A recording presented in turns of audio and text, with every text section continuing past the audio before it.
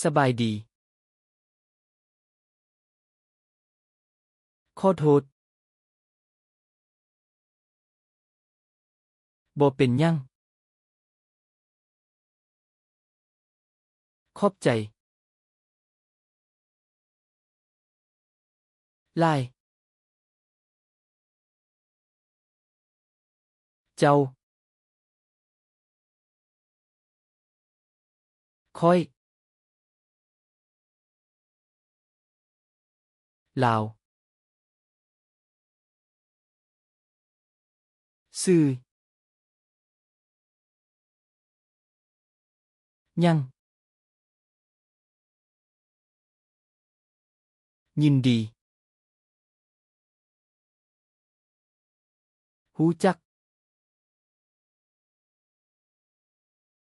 ไปก่อนโชคดีพบกันใหม่สบายดีสบายดีค่อยซื้ออ่านดิ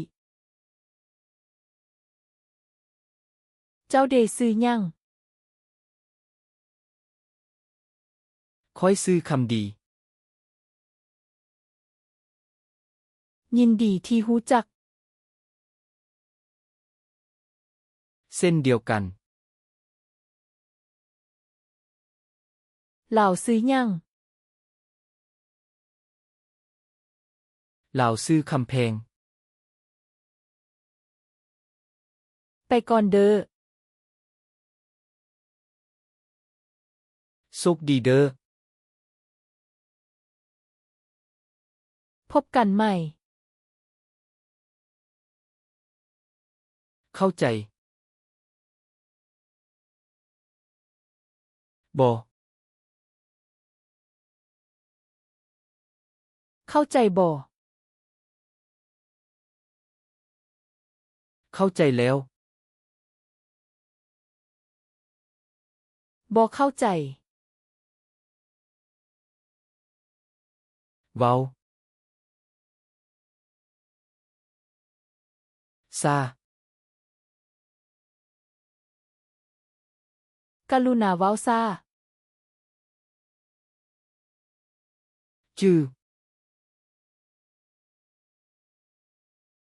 จื้อแล้วบ่จื้อแล้ว